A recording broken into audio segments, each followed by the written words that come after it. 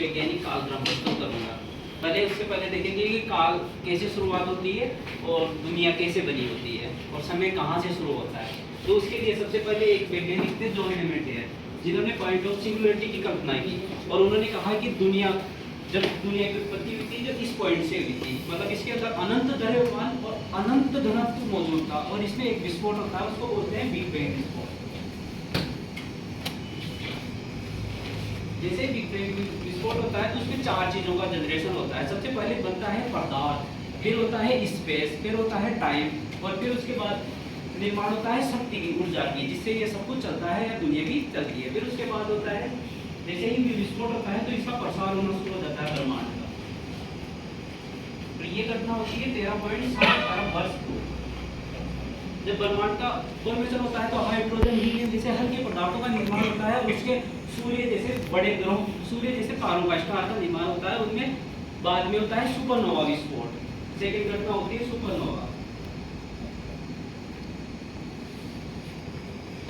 जब सुपरनोवा विस्फोट होता है तो उससे कई पदार्थ और भी बाहर निकलते हैं और फिर पदार्थ बाहर निकलता है और सुपरनोवा के लिए जरूरी होता है कि उसका द्रव्यमान 1.44 जो सूर्य के द्रव्यमान से 1.44 गुना ज्यादा होना चाहिए और इसको बोलते हैं चंद्रशेखर सीमा, जो भारतीय मूल के वैज्ञानिक थे उन्होंने प्रतिपादित की थी चंद्रशेखर सीमा। फिर इससे सुपरनोवा से दो चीजें होती है, पदार्थ का निर्माण होता है उल्का पिंड, उल्कास्त्र और धूल का। फिर उसके बाद होता है स्टार का निर्माण, स्टार जो 5 अरब वर्ष पूर्व होता है, जिसमें अपना सूर्य भी उसमें निर्मित होता है। अब जैसे सूर्य का निर्माण होता है तो ये घटना 7 अरब से 5 अरब वर्ष पूर्व होती है। तो इतना लंबा टाइम पीरियड को हम एक बड़े टाइम में स्केल में करते हैं, जिसको बोलते हैं ईओन। और सूर्य के निर्माण के बाद फिर विभिन्न थ्योरी आती है सूर्य का निर्माण कैसे, सूर्य के निर्माण के बाद सौर मंडल का निर्माण कैसे होता है। तो उसके अंदर विभिन्न थ्योरी आती है। कई थ्योरियों के बाद प्रतिपादित होता है कि हाँ भाई एक द्वैतवाद सिद्धांत भी आता है, कहीं एक होते हैं, कहीं सूर्य दूसरा सूर्य पृथ्वी के सामने आता है तो उसके फिलामेंट बाहर निकलता है। तो यहाँ पे हमारी पृथ्वी का निर्माण होता है,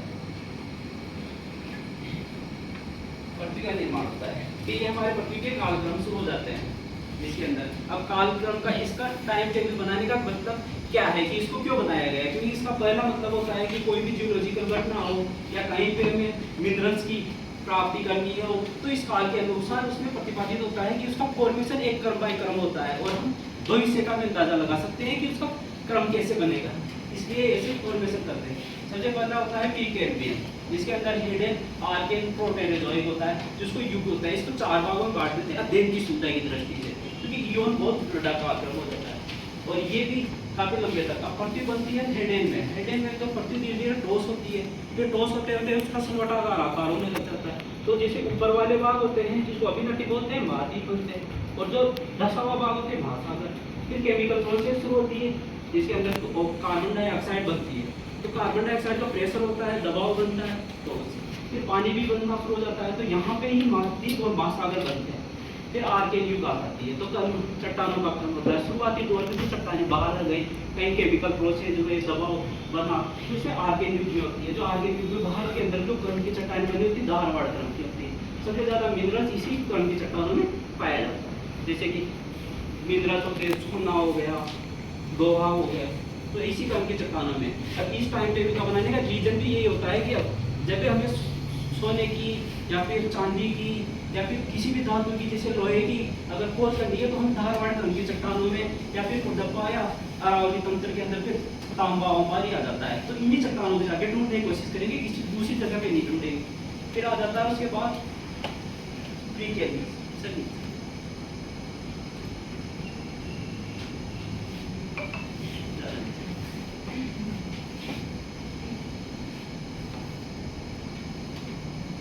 ये लगभग 57 करोड़ वर्ष पूर्व तक चलता है। एक बड़ा जो 13 अरब से शुरू होता है 5 अरब तक यहाँ पे पृथ्वी का निर्माण होता है। फिर 4 करोड़ से पृथ्वी का फॉर्मेशन शुरू होता है, तो लगभग 57 करोड़ वर्ष तक ये चलता है। तो एक बहुत बड़ा पीरियड तो इसलिए ईओन वाले की कालक्रम में निकल जाता है। फिर इसको महाकल्प में डिवाइड कर देते हैं। फिर आने वाले जो टाइम पीरियड होता है जब स्पीसीज का निर्माण होता है, जीवन की पृथ्वी के ऊपर शुरुआत हो जाती है, जैसे एक कोशिकीय होती है, शैवाल का निर्माण होता है, तो फिर वो चाहते हैं कैम्ब्रियन से शुरू हो जाता है। फिर कैम्ब्रियन को महाकल्प और फिर इसको कल्प में डिवाइड करते हैं, क्योंकि ये कल्प हो जाता है, क्योंकि अध्ययन की सुविधा की दृष्टि से इसका किया जाता है। तो Cambrian, Ordovician, Silurian, Devonian, Carboniferous और पर्मियन 6 भागों में बांटा जाता है। अब देखो कैम्ब्रियन और इसके अंदर अब प्रोटेरोजोइक होती है, यहाँ पे एक हलचल शुरू होती है। हलचल कैसे शुरू होती है? जैसे कि पृथ्वी होती है, पृथ्वी का फॉर्मेशन होता है, तो पृथ्वी के अंदर जो पर सूर्य से टूटा था तो पृथ्वी पूरी तरह से ठंडी नहीं होती, सिर्फ ऊपर का सरफेस होता है, अंदर पृथ्वी वैसी की वैसी गर्म होती है। तो उसमें एनर्जी धीरे धीरे जनरेट होकर इकट्ठी होती जाती है। फिर बहुत सारे रेडियो एक्टिव तत्व होते हैं, वो भी अपनी एनर्जी को वहीं पे रखते हैं। और फिर सबडक्शन होती है, प्लेट है, सबडक्शन होती है तो एनर्जी वहाँ पे भी इफेक्ट होती है, फिर वो पिघलती है। और जब वो अचानक विस्फोट होती है या अचानक वो बाहर निकलती है ना एनर्जी, तो पूरी प्लेटों को हिलाती है। तो ऐसी हलचलें होती है और उन्हीं हलचलों के परिणामस्वरूप ये पहाड़ियाँ पर्वत जो देखते हैं वही उनका निर्माण होता है। जैसे सबडक्शन ग्रोथ होता है तो उससे एक तरफ तो पहाड़ियाँ बनती है, एक तरफ गर्म बनता है, तो यही पे होता है। इसको चर्नियन हलचल करते हैं, जहाँ पे अरावली पर्वत तंत्र का निर्माण होता है। फिर ये कैम्ब्रियन होता है, इसके अंदर जैसे कैम्ब्रियन ओर्डोविशियन चीजें, यहाँ पे कैलोडियन हलचल होती है, वही फॉर्मेशन होता है। उसी तरह से कैलोडियन हलचल होती है, जैसे चर्नियन होती है, वही एनर्जी का फॉर्मेशन होता है। और इसमें दर्द टूटकर के आसपास होती है कैलोडियन हलचल। फिर उसके बाद डिवोनिक कार्बन, इसमें हर्शियन और हार्मोनियन हलचल होती है, इसी माउंटी लेवल। और ये पेलोजोइक काल। फिर होता है मेसोजोइक, जिसे ट्रियासिक, इसको 3 भागों में डिवाइड किया जाता है। ये कल्प हो गया, ये महाकल्प हो गया, ये कल्प हो गया, ट्रियासिक, जुरेसिक और क्रीटेशियस। अब इसके अंदर जो घटनाएं घटित होती है, जैसे ट्रियासिक होती है तो इसके अंदर डायनासोर की उत्पत्ति हो जाती है। ट्रियासिक में जैसे बड़े बड़े जानवर, वहां से बनते हुए जानवर यहाँ पे बड़े बड़े फॉर्मेशन होता है, क्योंकि कैल्शियम की पूर्ति ज्यादा होती है, वनस्पति बढ़िया हो जाती है, तो आदमी के मतलब शरीर का निर्माण ज्यादा बड़ा, दानों का मतलब बड़ा हो जाता है। तो जैसे जुरेसिक के अंदर समुद्रों सागर तटों का भी निर्माण हुआ था, तभी यहाँ पे एक होता अंगारा लेन का टूटना, अंगारा लेन का टूटना और उनका पेड़ का यहाँ पे पृथ्वी से टकराना, उसी के फलस्वरूप यहाँ पे जो डायनासोर की उत्पत्ति हुई थी जुरेसिक काल के अंदर, वो क्रीटेशियस काल तक आते थे समाप्त हो जाते हैं। फिर आ जाता है सेनोजोइक, जिसको 2 भागों में डिवाइड किया जाता है, टर्सरी का और क्वार्टरनरी होती है। अल्पाइन जो बड़े बड़े पर्वत, जो वलयाकार पर्वत श्रेणी होती है, ऊपर की जो पर्वत श्रेणी होता है इतने लंबे कालखंड के अनुसार जो बाहरी दबाव होता है, जैसे पर्वत पर नदियों का बहना, हवाओं का चलना, उससे घर्षित हो जाते हैं। देखिए ये अल्पाइन के बने हुए पर्वत तो आज भी उठते नजर आते हैं, इनकी हाइट बढ़ती है, तो ये नए पर्वत होते हैं अल्पाइन, जैसे रोकी, एंडीज, हिमालय और आल्प्स पर्वत। फिर होता है क्वार्टरनरी होता है, इसमें नदियों के सिरों का निर्माण होता है यहीं से, इन्हीं प्रदेशों से, क्योंकि इनका नदियों के साथ जो पदार्थ आता है वो आके जमा हो जाता है।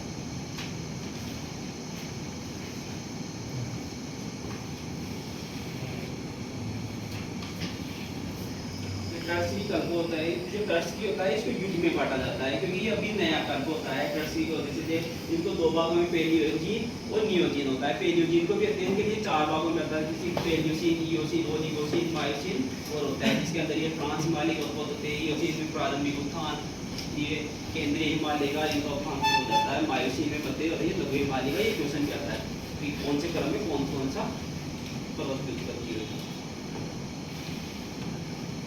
और फिर होती है क्वार्टरनरी में, और इसी प्लायोसीन काल के अंदर ही मानव की उत्पत्ति शुरू हो जाती है। प्रारंभिक मानव होता है उसका बनना शुरू हो जाता है। ये क्वार्टरनरी कल्प होता है। क्वार्टरनरी कल्प के अंदर 2 होते हैं, एक तो प्लीस्टोसीन होता है, होलोसीन होता है। यहाँ पे होमो सेपियन बनता है, यहाँ पे होमो सेपियन सेपियंस का होता है, जो आधुनिक मानव होता है। यही अध्ययन के लिए इनको इस भागों में डिवाइड करता है।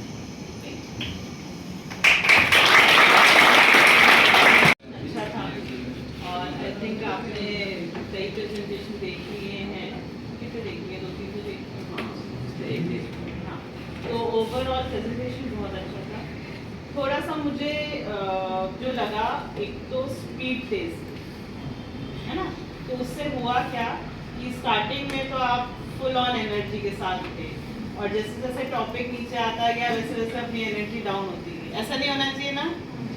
को देख के थोड़ा ऐसा नहीं, आई कैन अंडरस्टैंड। दूसरा क्या था, बिल्कुल पीपीटी के पास खड़े होकर इंटरैक्ट कर रहे थे, तो उससे भी क्या है कि एकदम स्क्रीन के सामने थे ना, तो वो चीज़ आपको ध्यान रखनी है कि जब अपन एक्सप्लेन कर रहे हैं तो अपने को थोड़ा सा डिस्टेंस भी मेंटेन रखना है।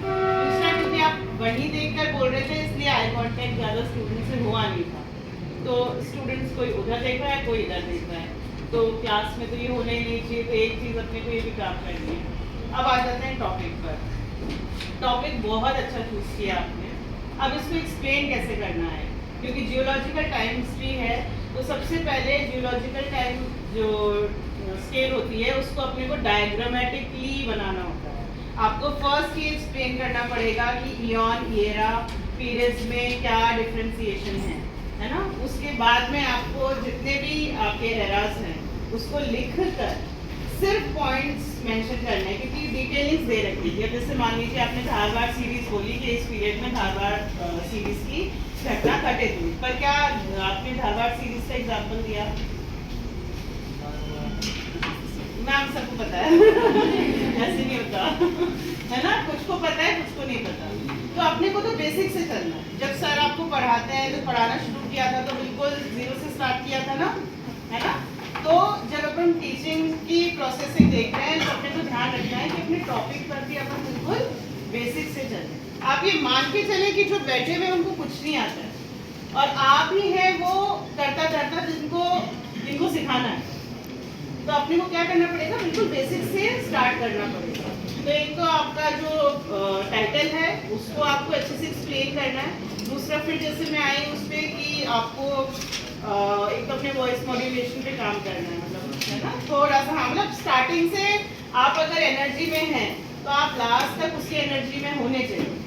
दूसरा डायग्राम की मैंने आपको बात बताई कि डायग्राम इसमें मस्ट होता है। आप पहले चीज़ें क्लियर रखो, इयॉन एरा पीरियड्स जो भी आपको टर्मिनोलॉजी एक्सप्लेन करनी है। फिर सेकेंड आपका डायग्राम प्रॉपर होना चाहिए। सिर्फ डायग्राम से स्टूडेंट को ये पता होना चाहिए कि इस एरा में ये 3-4 चीज़ें हैं, इस पीरियड में ये 8-10 चीज़ें हैं। क्लियर? उसके बाद में अपन डिटेलिंग्स पे जाएंगे। बाकी आपने जो बेसिक्स बताए वो बहुत अच्छे, स्टार्टिंग जो करी थी आपने बहुत अच्छी करी थी।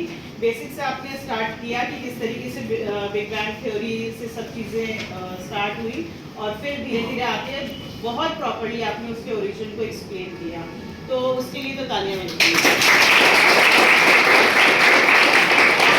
ओवरऑल प्रेजेंटेशन भी अच्छा था। थोड़ा सा आप अपने मटेरियल पे वर्क करो, आपकी नॉलेज बहुत अच्छी है, मतलब आपने पढ़ा बहुत अच्छी तरीके से। बस आपको काम किस पे करना है, उसी टॉपिक को समझाने में कि कौन कौन से पॉइंट्स को अपन ऐसे समझ